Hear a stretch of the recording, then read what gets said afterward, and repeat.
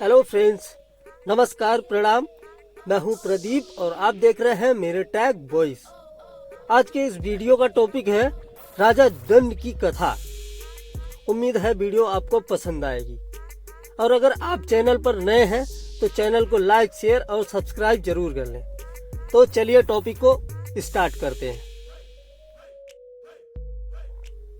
महर्षि अगस्त्य से श्वेत की कथा सुनकर श्री रामचंद्र ने पूछा, मुनिराज, कृपा करके यह और बताइए कि जिस भयंकर वन में विदर्भ राज श्वेत तपस्या करते थे, वह वन पशु पक्षियों से रहित क्यों हो गया था।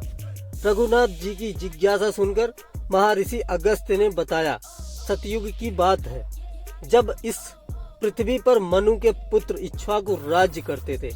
राजा इक्ष्वाकु के 100 पुत्र उत्पन्न हुए। उन पुत्रों में सबसे छोटा मूर्ख और उछंड था। इक्ष्वाकु समझ गए कि इस मंद बुद्धि पर कभी न कभी दंडपात अवश्य होगा, इसलिए वे उसे दंड के नाम से पुकारने लगे। जब वह बड़ा हुआ तो पिता ने उसे विंध्य और सौवल पर्वत के बीच का राज्य दे दिया। दंड ने उस स्थान का नाम मधुमंत रखा और शुक्राचार्य को अपना पुरोहित बनाया। एक दिन राजा दंड भ्रमण करता हुआ शुक्राचार्य के आश्रम की ओर जा निकला।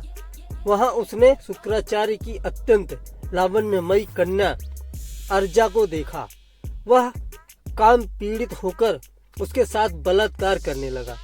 जब शुक्राचार्य ने अर्जा की दुर्दशा देखी तो उन्होंने श्राप दिया कि दंड 7 दिन के अंदर अपने पुत्र, सेना आदि सहित नष्ट हो जाए। इंद्र ऐसी भयंकर धूल की वर्षा करेंगे जिससे उसका संपूर्ण राज्य ही नहीं, पशु पक्षी तक नष्ट हो जाएंगे।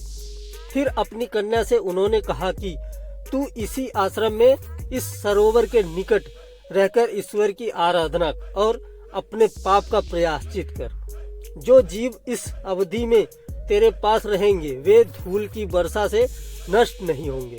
शुक्राचार्य के श्राप के कारण दंड, उसका राज्य और पशु पक्षी आदि सब नष्ट हो गए। तभी से यह भूभाग दंड कारण कहलाता है। यह वृत्तांत सुनकर श्री राम विश्राम करने चले गए। दूसरे दिन प्रातः काल वे वहां से विदा हो गए।